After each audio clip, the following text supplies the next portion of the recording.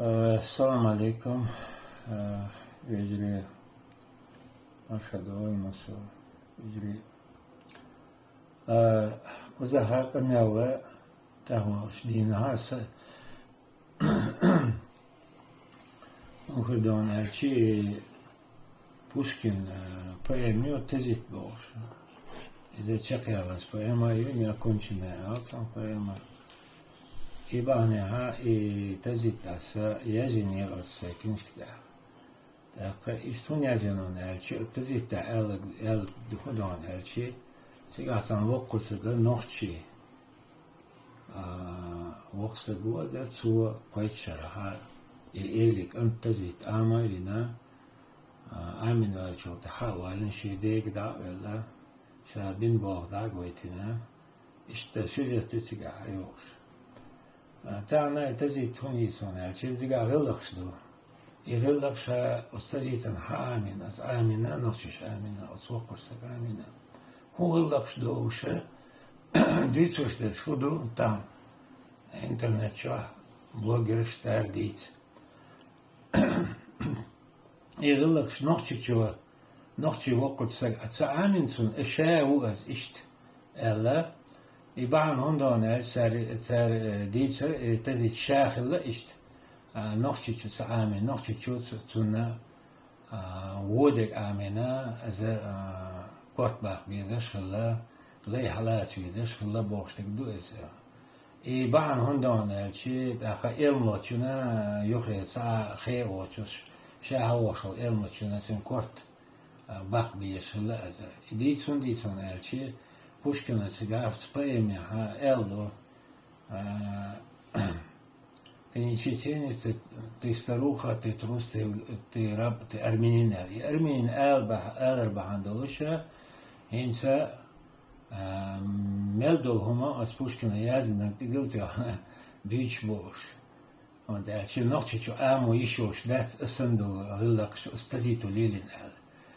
И бахмехду иза. تنديلا وين خاديزة يريد ويلا قويتا ديزة قزموهدو شامة درياء إيردو قويس تاخون سلطها اسمها إيردو أس и поэма Тазит, там говорится, там повествуется о том, что о благородстве Тазита, какие благородные поступки он совершает. Но дело в том, что сейчас нашлись вот люди, которые говорят, что этот Тазит сам как бы совершенно, типа, но его никто этому не учил. А дело в том, что поэма начинается с того, что 13 лет воспитывал его старик-чеченец и привел к его отцу, князю, и передал его сына. И там же он объявляет, что ты сам оценишь труды его, то есть то, что он научил его. И отсюда вот начинается эта поэма. Но дело в том, что в поэме сказано, когда отец Тазита был недоволен им, он назвал его не чеченцем, ты трус, ты раб, ты армянин. И здесь вспоминается национальность определенного народа. И тут же пошли комментарии уже в интернете от того, что Пушкин любил армян и все такое, он не мог такое сказать. Чеченец не учил его этому благородству, то есть на нет сводятся труды чеченца, а Тазит был сам такой, вот откуда у него такой характер был, что он проявлял благородство.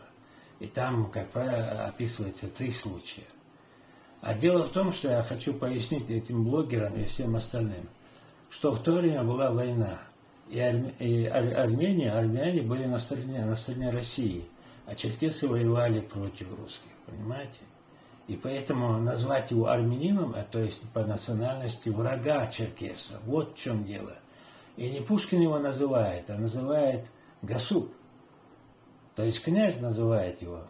Почему? Потому что армянин враг для черкесов в то время.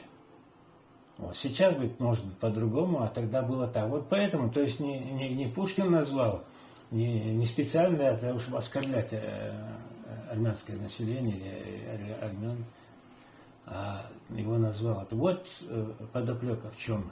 А сейчас все это наоборот переворачивается только для того, чтобы сказать, что чеченцы не могут воспитывать таких воинов, таких благородных людей, как Тазит. И здесь уже в поэме мы разберем, как это было на самом деле. Вот.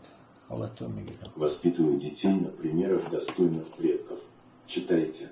Может, сей пример вам пригодится. Раньше князья из соседних территорий отдавали своих детей чеченцам, чтобы они их воспитывали так же, как чеченцы воспитывали своих детей. В основе воспитания есть трудолюбие, мужество, честь, достоинство, милосердие и благородство. Пример такого воспитания показан в поэме «С Пушкина Тазит». Из-за горы явились вдруг старик седой и отрок стройный. Дают дорогу пришлицу и скорбному старик-отцу. Так молвил, важный и спокойный. Прошло тому 13 лет, как ты, волк чужой пришед. Вручил мне слабого младенца, чтоб воспитанием из него я сделал храброго чеченца. Сегодня сына одного ты преждевременно хоронишь. Гасук покорен будь судьбе. Другого я привел тебя. Вот он, ты голову преклонишь к его могучему плечу. Твою потерю им заменишь. Труды мои ты сам оценишь. Хвалиться ими не хочу. Умолкнул, смотрит торопливый Гасук на отрока. Тазит, главу потупя молчаливо, ему недвижим предстоит. Князь, учили быть молчаливым его пред отцом и старшими. И в горе им Гасук, любуясь, влечению сердца повинуясь, объемлет ласково его. Князь, перед людьми чеченцы не обнимают детей своих, хоть и десятки лет они в разлуке были. Здесь можно сказать о чем? Здесь можно отметить, сделать такой небольшой комментарий, что я там указал, как бы обращаясь к князю, я сам написал эти строки, обращаясь к князю, что перед другими чужими людьми наедине к отцу, и он должен быть молчаливым. То есть он не вступает в разговор с отцом перед другими людьми, тем более перед тем учителем, который его привел. Это раз. И второе, значит, Тазит, значит, не только, значит, не говорит, или, Гасук хочет его обнять, он не может подойти к своему отцу для того, чтобы в присутствии других людей его обнимали. Вот это этикет чеченский. Здесь явно он показан, но мало кто читает, например, из русскоязычного населения, люди, они не понимают это. То есть он там, где надо, молчит, и если отец его хочет обнять, он не подходит к нему, и он молчалив. Вот примерно такой комментарий, поэтому я там указываю это. Потом наставника ласкает, благодарит и приглашает под кровлю дома своего. 3 дня, 3 ночи с кунаками его он хочет угощать и после честно провожать с благословением и дарами. Долг гостя угощать во всем Кавказе, хоть если даже и после похорон. Емуж отец печальный мнит, обязан благом я бесценным, слугой и другом неизменным, могучим мстителем обид. Но отец уже Тазитом недоволен. Где ж, мыслит он, в нем плод наук, отважность, хитрость и проворство, лукавый ум и сила рук. Таким умением детей своих хотят чеченцы наделить. В нем только лень и непокорство. Или сына взор мой не проник, или обманул меня старик. Тазит из табуна выводит коня, любимца своего. 2 дня в ауле нет его, на 3-й он домой приходит. Отец, где был ты, сын? Сын, в ущелье скал, где прорван каменистый берег, и путь открыт на Дариял. Отец, что делают там? Сын, я слушал телек. Отец, а не видал ли ты грузин или русских? Сын, видел я, с товаром Тифлисский ехал армянин. Отец, он был со стражей. Сын, нет, один. Отец, Зачем нечаянным ударом не вздумал ты сразить его и не прыгнул к нему с утеса? Потупил очи сын черкеса, не отвечая ничего. Не может он напасть на безоружного и без охраны, что недостойно для чеченца и честь на бесчестие менять. Не этому учил его старик-чеченец.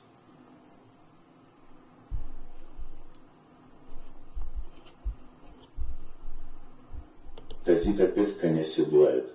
2 дня, 2 ночи пропадает, потом является домой. Отец, где был? Сын, за Белою горой. Отец, кого ты встретил? Сын, на кургане от нас бежавшего раба. Отец, а милосердная судьба. Где ж он? Уже ли на аркане ты беглеца не притащил? Тазит опять голову склонил. Он милосерден к человеку, а не к рабу. Он человек. Узнал он слово марша, что есть свобода. И этим словом приветствуют друг друга там, где наставление старик давал.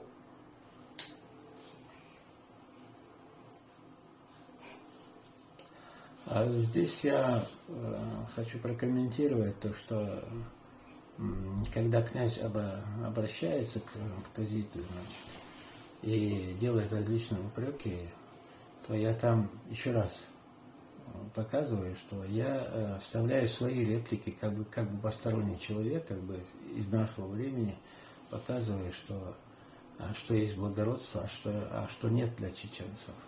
Поэтому в первом случае, когда Тазит не напал на армянина, который был без охраны, значит, это говорит о чем, что он не может напасть на человека, у которого нет охраны, вот, и он поступил благородно здесь. То есть для Тазита, а то есть для чеченца, это недостойно. То есть даже если это добыча, она не должна быть легкой, даже если этот враг, да, если он слаб и безоружен, или же, например, там он без охраны и так далее, то, соответственно, значит, он не нападает. Теперь второй случай, когда он видел раба, который сбежал в поисках свободы, и он что делает? Он пожалел его. Он пожалел, и он не задержал его, то есть не подтащил его обратно к отцу, а отпустил, то есть не стал его преследовать. И это он рассказывает это своему отцу. То есть здесь проявляется милосердие. Я еще раз подчеркиваю, кто его, Тазита, учил этому? Конечно, старик-чеченец. За 13 лет учил и милосердию тоже. Поэтому здесь вот эти вот 2 случая, они говорят о том, что о высокой моральной в стороне, значит, Тазита. То есть он воспитан, в нем есть чеченский этикет, и он взял все от своего учителя. И поэтому Пушкин показывает это. Если кто-то неправильно это понимает, но это его проблема. Вот скажем так вот.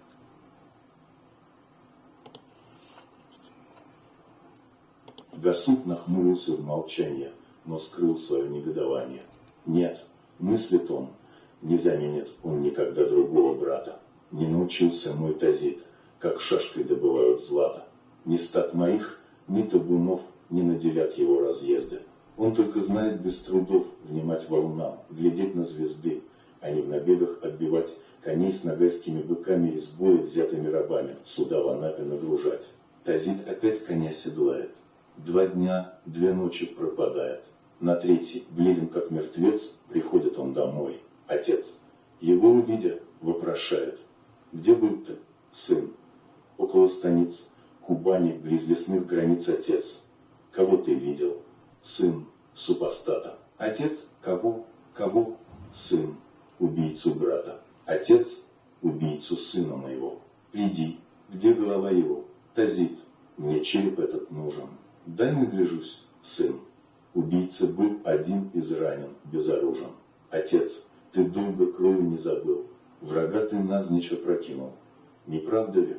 Ты шашку вынул, ты в горло сталь ему воткнул и трижды тихо повернул, упился ты его стенанием, его змеиным издыханием.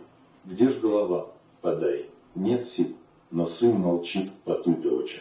Он благородный волк, а не шакал безродный, чтобы по шакале рассчитаться. Он дойбы крови не забыл. Дождется он, когда врага увидит на своих ногах. И внемлет он словам устаза, старика, что учил его, не отступая ни на шаг. И стал Гасук чернее ночи, и сыну Грозного запел: «Поди ты прочь, ты мне не сын, ты не чеченец, ты старуха. Твой сын чеченец, гордый князь, и поступил он точно так, как его учили благородству, милосердию и чести, а вместе с этим и проворству, и лихости, и неистовой отваге».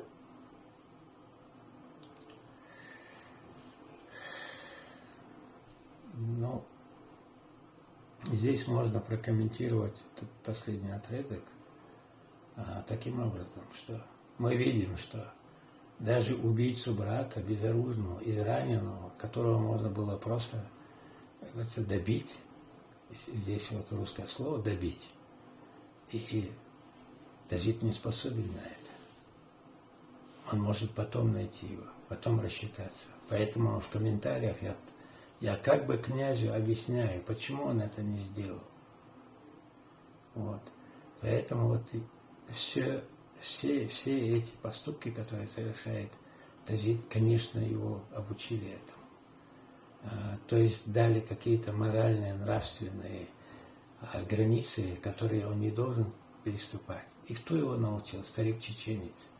Но все, что вокруг поэмы Тажит, многие люди, те, которые, практически, можно сказать, ненавидят чеченцев, значит, все переворачивается снова на голову. Что Тажит сам такой, его никто не обучал, его якобы чеченцы или старик-чеченец не мог этому обучить. А дело в том, что вот это и есть тот этикет, которому научил старик-чеченец. Поэтому он и поступает так. То есть он не отказывается от мщения за брата. Он просто в этот момент не может отомстить, потому что враг, он лежит, он изранен, он без оружия. И такой поступок для него не может быть совершен, потому что это недостойно для такого воина, как Тажит.